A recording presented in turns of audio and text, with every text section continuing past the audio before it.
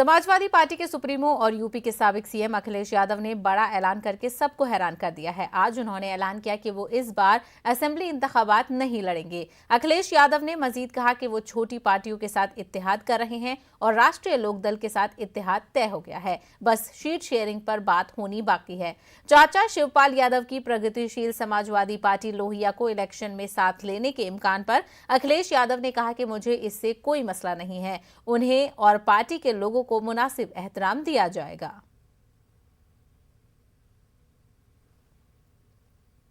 महाराष्ट्र के वजीर नवाब मलिक ने महाराष्ट्र के साबिक वजीर आला देवेंद्र फडणवीस पर ड्रग्स माफिया की पुष्टपनाही करने का इल्जाम लगाया है। उन्होंने एक प्रेस कॉन्फ्रेंस के दौरान कई नाम गिनवाए जिनकी सरपरस्ती का देवेंद्र फडणवीस पर इल्जाम आयद किया है।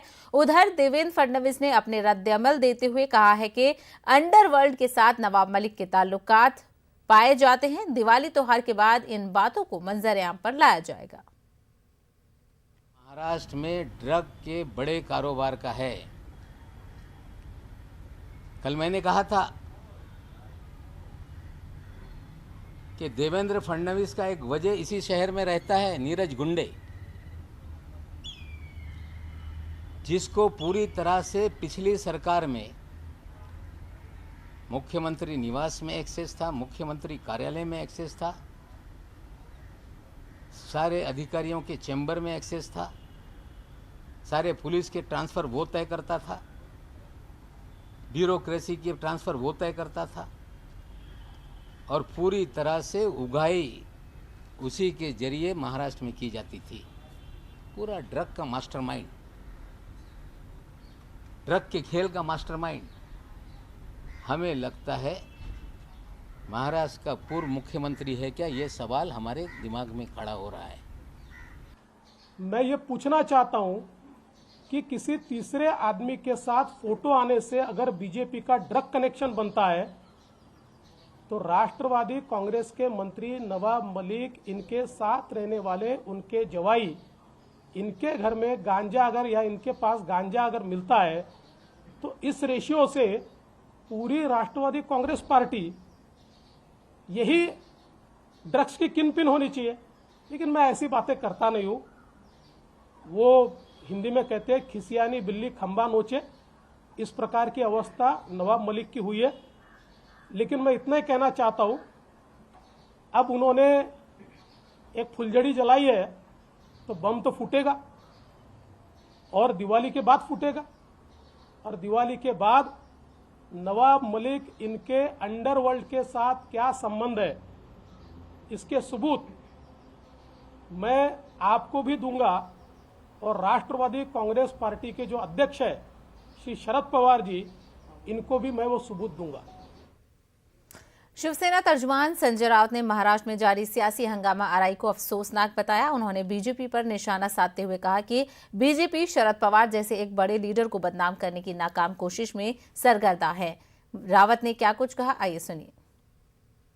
महाराष्ट्र की राजनीति चल रही है, एक दूसरे के ऊपर इस प्रकार से आरोप करना, एक दूसरे जो अपने राजनीतिक विरोधक है उनको झूठे मुकदमे में फंसाना, केंद्रीय जांच एजेंसी का मिसयूज करना, महाराष्ट्र में ये कभी इससे पहले नहीं हुआ था। ये महाराष्ट्र की राजनीति की परंपरा नहीं है।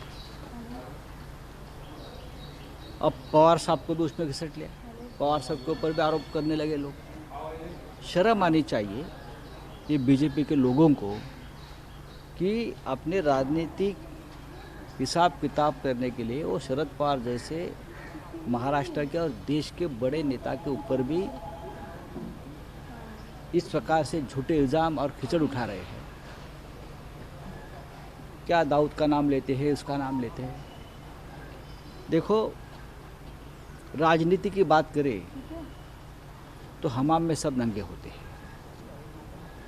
और जैसे कि नवाब मलिक साहब ने जो एक नया कोई सामने लाया है, एक कागज़ या वीडियो, मुझे मालूम नहीं, लेकिन मैं इतना ही कहूँगा हमारे सामने वाले लोगों को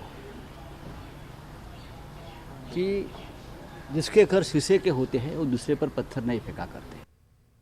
महाराष्ट्र के साबिक वजीर दाखिला अनिल देशमुख ने अपने ट्विटर हैंडल पर एक वीडियो शेयर करते हुए कहा है कि वो ईडी के साथ मनी लॉन्ड्रिंग मामले की तफ्तीश में ताउन कर रहे हैं। देशमुख ने ताउन न करने की तमाम खबरों को बेबुनियाद बताया। बीच में केंद्रीय एजेंसी ईडी के मुझे जो समन्स आए थे उसके बारे में कुछ न्यूज़पेपर में या प्रसार माध्यम में गलत न्यूज़ आई थी कि मैं ईडी को कोऑपरेट नहीं कर रहा, सहकार्य नहीं कर रहा। ईडी का जब भी समन्स आया मैंने उनको लिखित रूप से बताया कि हमारी जो केस है हाईकोर्ट में हमने दायर की है, उसकी सुनवाई चालू है। सुप्रीम कोर्ट में भी हमने हमारी केस दायर की है। हाईकोर्ट का केस का नतीजा आने के बाद में मैं खुद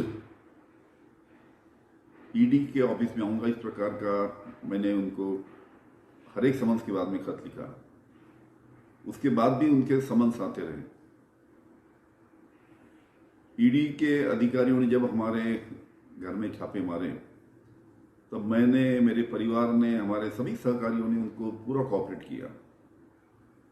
पूरा दिन मैं उस दिन घर में रह के ईडी के ऑफिसर को कोऑपरेट किया, उनको स्टेटमेंट दिया, उनको जो भी पेपर चाहिए तो पेपर दिया। सीबीआई का मुझे 2 बार जब समन्स आया तो सीबीआई के दफ्तर में भी मैं 2 बार जाके आया। आज भी मेरी केस सुप्रीम कोर्ट में पेंडिंग है। आज भी मेरी केस सुप्रीम कोर्ट में पेंडिंग है। फिर भी उसको थोड़ा वक्त लगने वाला है उसका नतीजा आने के लिए। ये सोच के मैं आज खुद होके ईडी ऑफिस में यहाँ पे आया हूँ। उत्तर प्रदेश के वजीर आला योगी आदित्यनाथ ने समाजवादी पार्टी पर तनकीद करते हुए कहा कि सरदार वल्लभ भाई पटेल की मुआवजा जिन्ना से करना तज़हीक आमेज फ़ाल है। योगी ने कहा कि वल्लभ भाई पटेल ने मुल्क को मुत्तहिद किया। पीएम मोदी की सरबराही में इसी मकसद के हुसूल के लिए सरगर्मियां अंजाम दी जा रही हैं। के बाद पिछले 4.5 वर्ष के अंदर हमारी सरकार ने प्रदेश के अंदर 43 लाख गरीबों को ग्रामीण और शहरी क्षेत्र में एक आवास उपलब्ध करवाया है। वहां निःशुल्क विद्युत के कनेक्शन दिए हैं, रसोई गैस के निःशुल्क कनेक्शन उपलब्ध करवाए हैं। शासन की हर सुविधा से प्रदेश के अंदर हर नागरिक को जोड़ने का प्रयास हो रहा है। ये काम 2017 के पहले भी प्रदेश में किए जा सकते थे, लेकिन पहले की सरकारें जनता के प्रति संवेदनशील नहीं थी। उनको तो समाज को बांटने से ही फुर्सत नहीं था और उनकी विभाजन की प्रवृत्ति अभी भी नहीं गई है। कल मैं समाजवादी पार्टी के राष्ट्रीय अध्यक्ष का वक्तव्य सुन रहा था। वह देश तोड़क जिन्ना से इस राष्ट्र को जोड़ने वाले सरदार वल्लभ भाई पटेल की तुलना कर रहे थे। भाइयों बहनों, ये वक्तव्य अत्यंत शर्मनाक है। सरदार वल्लभ भाई पटेल भारत की एकता और अखंडता के आधार हैं, उसके शिल्पी हैं और वर्तमान में प्रधानमंत्री मोदी जी के नेतृत्व में एक भारत श्रेष्ठ भारत की परिकल्पना को साकार करने का कार्य किया जा रहा है। लेकिन आजाद भारत को एक भारत के रूप में रखने, अखंड भारत के रूप में वर्तमान भारत को रखने का श्रेय अगर किसी को जाता है तो वह सरदार वल्लभ भाई पटेल को जाता है, जो पूरा देश लौह पुरुष के रूप में मानता है। लेकिन कल उनका वह विभाजनकारी मानसिकता एक बार फिर से सामने आ गई, जब उन्होंने सरदार पटेल को जिन्ना के समकक्ष रख करके देश तोड़क जिन्ना को महिमा मंडित करने का प्रयास किया है। मुझे लगता है भारत की जनता इस विभाजनकारी मानसिकता को कभी स्वीकार नहीं करेगी और उत्तर प्रदेश की जनता को हरगिज स्वीकार नहीं करेगी। तीनों ज़राई कवानीन के खिलाफ किसानों के एहतजाज को 1 साल मुकम्मल होने को है। किसान लीडर राकेश टिकैत ने ट्वीट करते हुए मरकजी हुकूमत को खबरदार किया है कि अगर 26 नवंबर तक उनके मुतालबात कबूल नहीं किए गए तो भारी तादाद में आंदोलन वाले मुकामात पर किसानों के ट्रैक्टर पहुंचेंगे। इस ताल्लुक से हमारे नुमाइंदे ने भारतीय किसान यूनियन युवा विंग के कौमी सदर गौरव टिकैत से बातचीत की। किसान आंदोलन को 11 महीने से ज्यादा का समय हो गया है और 26 तारीख एक बार फिर से आने वाली है और 1 वर्ष पूर्ण हो जाएंगे किसान आंदोलन को। ऐसे में राकेश टिकैत जी ने ट्वीट किया है कि किसानों की जो समस्या है उन्हें जल्द से जल्द हल करा जाए, नहीं तो फिर से किसान दिल्ली की ओर बढ़ेगा। हम बात करते हैं राष्ट्रीय युवा अध्यक्ष गौरव टिकैत जी से। गौरव जी, राकेश टिकैत जी ने ट्वीट किया है, क्या मायने निकल के आएंगे सामने? देखो, 26 तारीख को पूरा 1 साल हो जाएगा। ट्वीट करके ये बताया कि भाई हम जो तैयारियां हैं वो आगे कैसे बढ़ाएंगे। हमारे टेंट है, हमारी सारी व्यवस्था है, क्योंकि हमारे घर बने हुए हैं, उनको ठीक तरीके से उसकी मरम्मत करेंगे। 26 तारीख तक का सरकार के पास समय है कि करें, नहीं तो फिर इस आंदोलन को और भी आगे ले जाने की किस तरीके से वो करेगी, वो उस बात का वो ट्वीट है। गौरव जी, जिस तरीके से देखा गया 26 जनवरी ट्रैक्टरों की अपार संख्या यहाँ पर एकत्रित हो गई थी, फिर से एक बार क्या 26 नवंबर को ट्रैक्टर यहाँ पर पहुंचेंगे और दिल्ली की ओर फिर से बढ़ेंगे? देखो, संयुक्त किसान मोर्चा जब भी वो करेगा, जब भी वो करेंगे, जब जाने का वो, क्योंकि पूरे देश भर से लोग उसमें आते हैं और संयुक्त मोर्चा जल्द ही अगर कॉल करता है तो उसकी तैयारी सभी लोग करेंगे। लगातार राकेश जी कह रहे हैं कि हम अपनी फसलों को लेकर दिल्ली की तरफ बढ़ेंगे, तो क्या किसान फिर दिल्ली की ओर फसल लेके पहुंचेगा जो उनका उचित दाम नहीं मिल पा रहा है? क्यों नहीं पहुंच सकता भाई? जब खुला, वो ये कह रहे हैं कि खुला बाजार होगा, कोई कहीं भी माल बेच सकता है, तो हम तो भाई किसान सब चीजों को उपजाता है तो उसके पास सारी चीजें हैं, तो उसको क्या अधिकार नहीं है अपनी फसल बेचने का? वो बेचेगा, वो मॉल के बाहर भी जाके बेचेगा, वो दुकान के और घरों के बाहर जाके बेचेगा, तो वो बेचने में क्या दिक्कत आ रही है? आखिरी सवाल, रास्तों को लेकर दिल्ली पुलिस ने बैरिकेडिंग हटा दी है, याचिका जैसे कि सुप्रीम कोर्ट में डली हुई थी, अब किसानों का क्या रुख है इसको लेकर? भाई सुप्रीम कोर्ट का धन्यवाद है, रास्ते भाई खुलवाए, उन्हें फटकार लगाई। सुप्रीम कोर्ट ने कहा कि भाई संवैधानिक अधिकार है सब लोगों को अपना विरोध प्रदर्शन करने का। हम तो सुप्रीम कोर्ट से एक और मांग करते हैं कि अपनी अभिरक्षा में इस किसान को भी जहाँ दिल्ली है वहां तक ले जाने का काम करे, वहीं रखेंगे, क्योंकि नई पार्लियामेंट, जैसे सेंट्रल विस्टा बोल रहे, नई संसद का निर्माण हो रहा, किसान भी उस संसद को अपनी देख रेख में बना लेगा। नहीं से इसी तरह का कानून जो ये जिन्हें कृषि सुधार कानून दे रहे नाम दिया है इनको, इसको बर्बाद करने वाले किसानों को कानून, ये कानून है, उस कानून, ऐसे कानून आगे ना बढ़े, ऐसी संसद का निर्माण कर लेगा अपनी देखरेख में। किसान यहाँ पर मौजूद थे और 26 तारीख को 1 वर्ष पूर्ण हो जाएंगे किसान आंदोलन को। ऐसे में राकेश टिकैत ने ट्वीट भी किया है और कहा है कि सरकार जल्द से जल्द फैसला करे, अन्यथा दिल्ली गाजीपुर बॉर्डर पर किसानों की संख्या एकत्रित होगी, फिर से किसान दिल्ली की ओर कूच करेगा, तो जल्द से जल्द समाधान इसका निकल जाए। रोहित सिंह, न्यूज 18, किसान क्रांति गेट, गाजीपुर बॉर्डर। ब्रेक के बाद आपका खैर मकदम है। मरकजी वजीर बराए अक़लियती उमूर मुख्तार अब्बास नकवी ने मुंबई हज हाउस में हज 2022 के लिए मोबाइल एप्लीकेशन लॉन्च किया। हज 2022 के आज़मीन आज से ही मोबाइल ऐप के जरिए दरख्वास्तें दाखिल कर सकते हैं। उन्होंने बताया कि मुल्क भर में 10 एम्बार्केशन पॉइंट होंगे। कोरोना से मुतालिक सऊदी और हिंदुस्तानी ज़ाब्तों पर अमल किया जाएगा और तमाम काम डिजिटल होंगे। मरकजी वजीर ने मजीद कहा कि इस साल हिंदुस्तान से बड़ी तादाद में फरीज़ाए हज की अदायगी की जाएगी। इस मौके पर उन्होंने हज सब्सिडी को खत्म करने की बात भी बताई है। हज 2022 कुछ नए रिफॉर्म्स के साथ है, कुछ नई फैसिलिटीज़ के साथ है, और 2 साल जैसा कि आप जानते हैं कि कोरोना पैंडेमिक की वजह से हज नहीं हो पाया, पूरी दुनिया उससे दो चार थी। आप लोगों की दुआओं की वजह से, हिंदुस्तान में जो एक बड़ा वैक्सीनेशन प्रोग्राम चला उसकी वजह से आज हमें पूरी उम्मीद है और इंशाअल्लाह इस बार हज 2022 होगा और हिंदुस्तान से भी लोग बड़ी तादाद में जाएंगे इंशाअल्लाह। आज मैं हज 2022 के अनाउंसमेंट के साथ ही आज से ही ऑनलाइन एप्लीकेशन के प्रोसेस शुरू हो जाएंगे, और जैसा कि अभी आपने एप्लीकेशंस देखी, ये बात सही है कि हम लोग 21 एम्बार्केशन पॉइंट से इससे पहले जाते रहे हैं, लेकिन इस बार हम सिर्फ 10 एम्बार्केशन पॉइंट से, जो हज पिलग्रिम्स हैं वो जाएंगे। और वो 10 एम्बार्केशन पॉइंट्स के साथ ही जो है वो कई स्टेट्स को जोड़ा गया है। कई इम्पॉर्टेंट स्टेट्स उसमें अलग अलग जगहों से जाएंगे।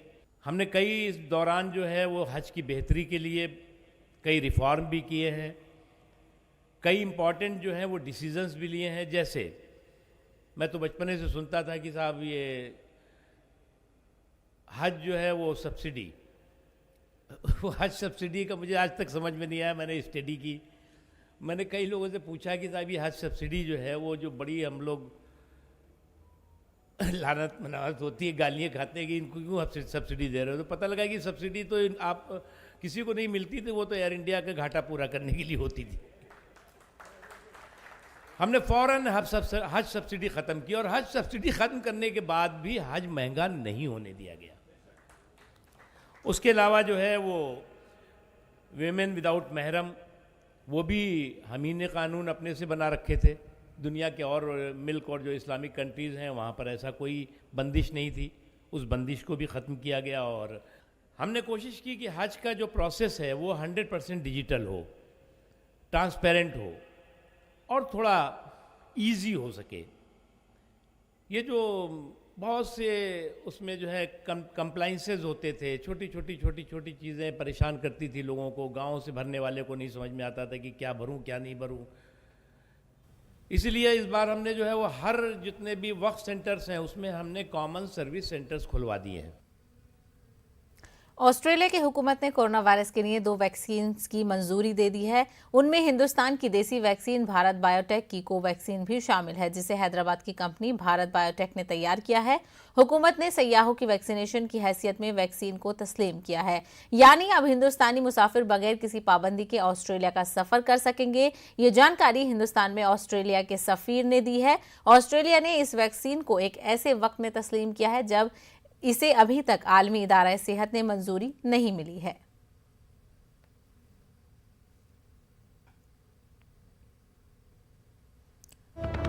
तो महाराष्ट्र से इस वक्त की बड़ी खबर आपको बता दें, महाराष्ट्र के वज़ीर आला उद्धव ठाकरे ने मरकज पर निशाना साधा है। उन्होंने कहा कि अभी इल्जामात भी कोरोना म्यूटेशन की तरह लगाए जा रहे हैं। पाकिस्तान पर कब बम फोड़ना है इसका इंतजार है। मुस्लिम रिजर्वेशन पर मरकज का कुछ फर्ज बनता है कि नहीं, ये सवाल उद्धव ठाकरे ने किया है। साथ ही कहा कि मुस्लिम रिजर्वेशन पर ऊपर से कुछ बात आएगी तो करेंगे। मुस्लिम रिजर्वेशन पर पीएम से सवाल किया है कि मोदी जी करेंगे ना। तो महाराष्ट्र से इस वक्त की बड़ी खबर हम आपको बता रहे हैं। महाराष्ट्र के वज़ीर आला उद्धव ठाकरे ने मरकजी हुकूमत पर निशाना साधा है, जिसमें उन्होंने कहा कि इल्जामात भी अब कोरोना म्यूटेशन की तरह लगाए जा रहे हैं। पाकिस्तान पर कब बम फोड़ना है इसका इंतजार है।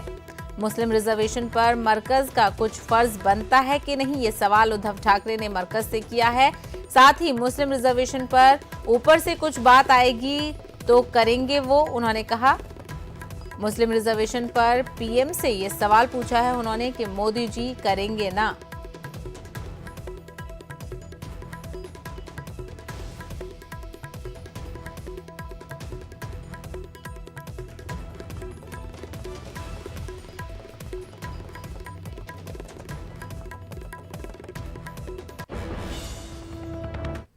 मुल्क में कोरोना के 12,514 नए मामलों की तस्दीक हुई है। वजारत सेहत की जानिब से जारी करदा आदाद-ओ-शुमार के मुताबिक मुल्क में पिछले 24 घंटों में 251 अफराद की मौत हुई है, जबकि एक दिन में 12,000 से ज्यादा मरीज सेहतियाब हुए हैं।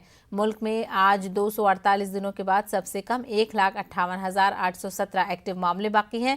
मुल्क में अब तक 3 करोड़ से ज्यादा मरीज कोरोना को मात दे चुके हैं। दूसरी तरफ टीकाकारी मुहिम के तहत 106 करोड़ लोगों ने वैक्सीन ले ली है।